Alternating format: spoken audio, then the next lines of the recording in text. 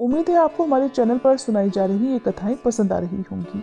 तो इससे पहले के अध्याय में आपने जाना था कि किस प्रकार देवर्षि नारद ने नारायण मुनि से उस व्रत के बारे में जानना चाहा था जिसे एक समय भगवान शिव ने देवी पार्वती से करने के लिए कहा था। उस व्रत का नाम है पुण्यक व्रत।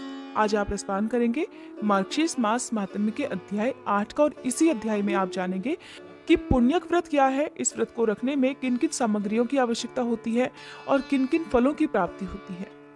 श्री नारायण मुनि कहते हैं कि हे नारद, पुण्यक व्रत का विधान सुनकर देवी पार्वती जी का मन प्रसन्न हो गया। फिर उन्होंने व्रत की संपूर्ण विधि के विषय में प्रश्न करना आरंभ कर दिया। देवी पार्वती बोली, हे नाथ, आप वेद वेताओं में श्रेष्ठ, करुणा के सागर और परात्पर हैं। हे दीनबंधु, कृपया इस व्रत का सारा विधान मुझे बताइए। प्रभु, कौन कौन से द्रव्य और फल इस व्रत में उपयोगी होते हैं, इसका समय क्या है, किस नियम का पालन करना होता है, इसमें आहार का अर्थात भोजन का क्या विधान है और इसमें क्या फल होता है, ये सब मुझे विनम्र सेविका से वर्णन कीजिए। साथ ही एक उत्तम पुरोहित, पुष्प एकत्रित करने के लिए ब्राह्मण और सामग्री जुटाने के लिए भृत्यों को भी नियुक्त कर दीजिए। इनके अलावा और जो भी व्रत के लिए उपयोगी वस्तुएं हैं जिन्हें मैं नहीं जानती हूँ, वह सब भी एकत्रित करवा दीजिए, क्योंकि स्त्रियों के लिए तो स्वामी ही सब कुछ प्रदान करने वाला होता है। स्त्रियों की 3 अवस्थाएं होती हैं, कौमार, युवा और वृद्ध। कौमार अवस्था में पिता, युवा अवस्था में पति और वृद्धावस्था में पुत्र हर प्रकार से पालन करने वाले होते हैं। प्राणनाथ, आप तो सर्वात्मा ऐश्वर्यशाली, सर्वसाक्षी और सर्वज्ञ हैं, सब कुछ जानते हैं, इसलिए अपने आत्मा की निवृत्ति का कारणभूत एक श्रेष्ठ पुत्र तो मुझे अवश्य ही प्रदान कीजिए। भगवान, ये तो मैंने अपनी जानकारी के अनुरूप आप जैसे महात्मा से निवेदन किया है। आप तो सभी के आंतरिक अभिप्राय के ज्ञाता और परम ज्ञानी हैं, भला मैं आपको क्या समझा सकती हूँ। ऐसा कहकर पार्वती जी ने बड़े प्रेम से अपने पतिदेव के चरणों में अपना माथा झुका दिया। तब कृपा सिंधु भगवान शिव कहने को तत्पर हुए। भगवान कहने लगे कि देवी, मैं इस व्रत की विधि, नियम, फल और व्रत में उपयोगी द्रव्यों और फलों का वर्णन करता हूँ, सुनो। इस व्रत के लिए मैं फल पुष्प लाने के लिए 100 शुद्ध ब्राह्मणों को, सामग्री जुटाने के लिए 100 भृत्यों को और बहुसंख्यक दासियों को और पुरोहित के स्थान पर सनत कुमार जी को, जो संपूर्ण व्रतों की विधि के ज्ञाता, वेद वेदांत के पारंगत विद्वान, हरि भक्तों में सबसे श्रेष्ठ, सब कुछ जानने वाले और उत्तम ज्ञानी और मेरे ही समान है, उनकी नियुक्ति करता हूँ। तुम इन सभी को ग्रहण करो। देवी, शुद्ध समय आने पर परम नियम पूर्वक व्रत का अनुष्ठान करना चाहिए। प्रिय, माघ मास की शुक्ल त्रयोदशी के दिन इस व्रत का शुभारंभ होता है। उत्तम व्रती को चाहिए कि व्रत के आरंभ से पहले दिन उपवास करे और शरीर को अत्यंत निर्मल करके यत्न पूर्वक वस्त्रों को धोकर स्वच्छ कर ले। फिर दूसरे दिन सुबह सवेरे जल्दी उठ जाए और मुख को शुद्ध करके फिर निर्मल जल में स्नान करे। फिर हरि का ध्यान करके आचमन करे और पवित्र हो जाए। फिर भक्ति सहित श्री हरि को अर्घ देकर जल्दी ही अपने घर लौट आए। वहां पर धुली हुई धोती और चादर धारण करके पवित्र आसन पर बैठे। फिर आचमन और तिलक करके अपना नित्य कर्म समाप्त करे। सबसे पहले प्रयत्न पूर्वक पुरोहित का वरण करके स्वस्ति वाचन पूर्वक कलश की स्थापना करे। फिर वेद विहित संकल्प करके इस व्रत का अनुष्ठान करें। किसी भी व्रत में, जैसा कि मैं आपको हर वीडियो में बताती हूँ, कि अगर आप कोई व्रत करते हैं, पहली बार कोई व्रत प्रारंभ करना चाहते हैं, तो उसका संकल्प जरूर लेना चाहिए। भगवान शिव कहते हैं कि इन सब के बाद सौंदर्य, नेत्र दीप्ति, विविध अंगों के सौंदर्य, पति सौभाग्य आदि के लिए तरह तरह की वस्तुओं के संख्या सहित समर्पण करने की बात कहकर फिर से बोले कि देवी, पुत्र प्राप्ति के लिए कूष्मांड, नारियल, जंबीर और श्रीफल, इन फलों को श्री हरि को समर्पित करना चाहिए। व्रत करने वाले भक्तों को चाहिए कि व्रत के दिन संपत्ति की वृद्धि करने के लिए झांझ, मजीरा आदि तरह तरह के बाजे बजाकर श्री हरि को सुनाएं। फिर स्वामी की भोग वृद्धि के लिए भक्ति पूर्वक श्री हरि को मनोहर खीर और शक्कर युक्त घी और पूरी का भोग प्रदान करें। हरि भक्ति की विशेष उन्नति के लिए अपनी इच्छा से सुगंधित फूलों की 1,00,000 माला, जो कि टूटी हुई ना हो, भक्ति पूर्वक श्री हरि को अर्पित करनी चाहिए। हे दुर्गे, श्री कृष्ण की प्रसन्नता प्राप्ति के लिए नाना प्रकार के स्वादिष्ट और मधुर नैवेद्यों का भोग लगाना चाहिए। हे सुव्रते, इस व्रत में श्री कृष्ण को प्रसन्न करने के लिए भक्ति सहित तुलसी दल से संयुक्त तरह तरह के फूल निवेदित करने चाहिए। व्रती को चाहिए कि वह व्रत काल में जन्म जन्मांतर में अपने धन धान्य की समृद्धि के लिए हर दिन 1 सहस्त्र ब्राह्मणों को भोजन कराए।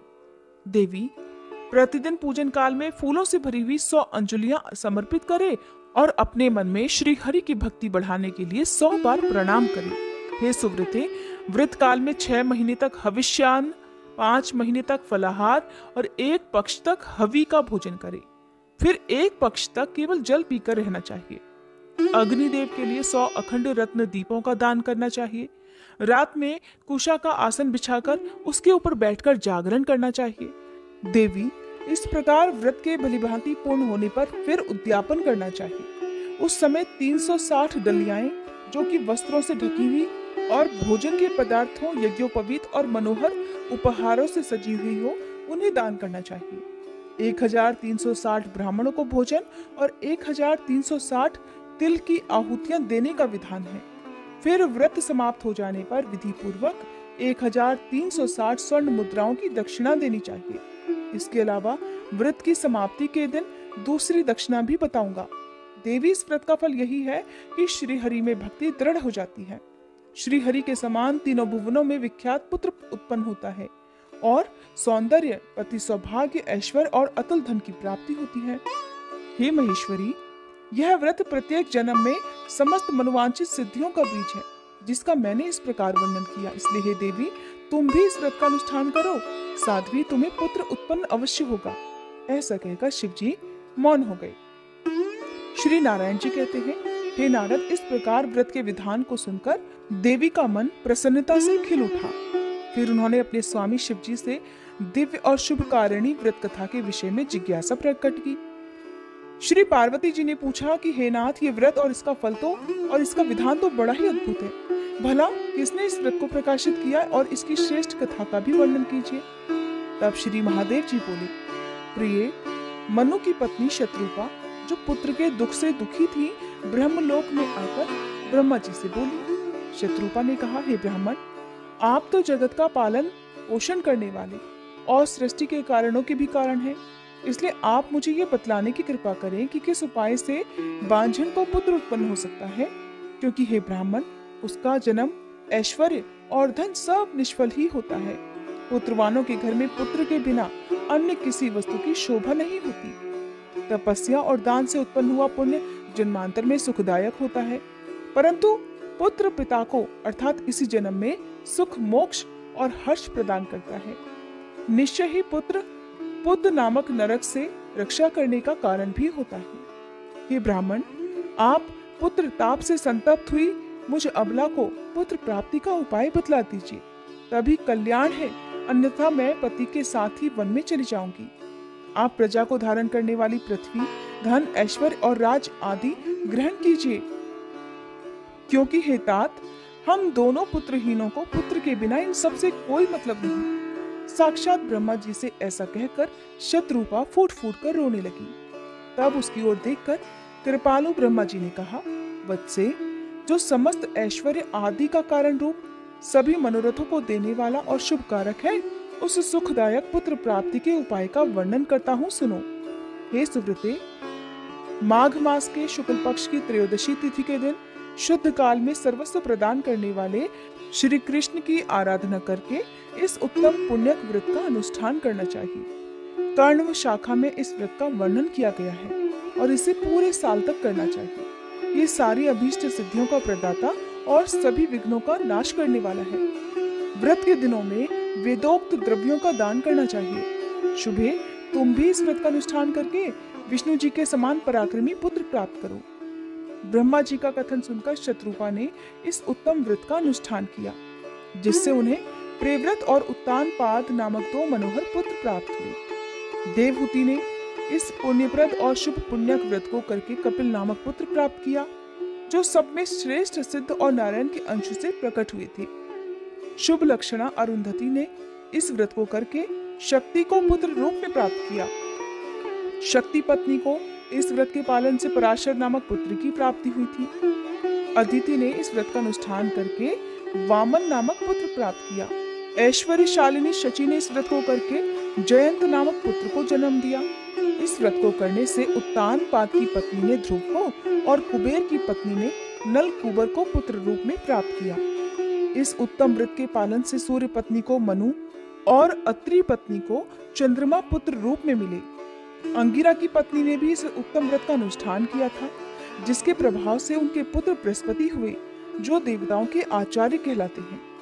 भृगु पत्नी ने इस व्रत का पालन करके शुक्र को पुत्र रूप में प्राप्त किया था, जो नारायण के अंश और समस्त तेजस्वियों में परमोत्कृष्ट हैं, और ये ही दैत्यों के गुरु हुए हैं। देवी, इस प्रकार मैंने तुमसे व्रतों में उत्तम पुण्यक व्रत का वर्णन कर दिया। हे कल्याणमयी गिरिराज नंदिनी, तुम भी इस व्रत को अब अवश्य करो। शुभे, यह व्रत राजेंद्र पत्नियों के लिए सुख साधने वाला है, देवियों के लिए सुखप्रद है, और साध्वी नारियों के लिए तो ये प्राणों से बढ़कर भी प्रिय है। महासाध्वी, इस व्रत के पुण्य प्रभाव से संपूर्ण देवताओं के ईश्वर और स्वयं श्री कृष्ण तुम्हारे पुत्र होंगे। नारद ऐसा कहकर शंकर जी मौन हो गए। फिर परम प्रसन्न हुई पार्वती देवी ने शंकर जी की आज्ञा से उस व्रत का अनुष्ठान किया। इस प्रकार मैंने तुमसे गणेश जी के जन्म का कारण, जो कि सुखदायक, मोक्षप्रद और साररूप है, वर्णन कर दिया। हे देवर्षि, अब और क्या सुनना चाहते हो? तब देवर्षि नारद ने मुनि नारायण से जो भी प्रश्न किए उनका वर्णन आप अगले अध्याय में सुनेंगे। उम्मीद करती हूँ हर बार की तरह आज का अध्याय भी आपको पसंद आए।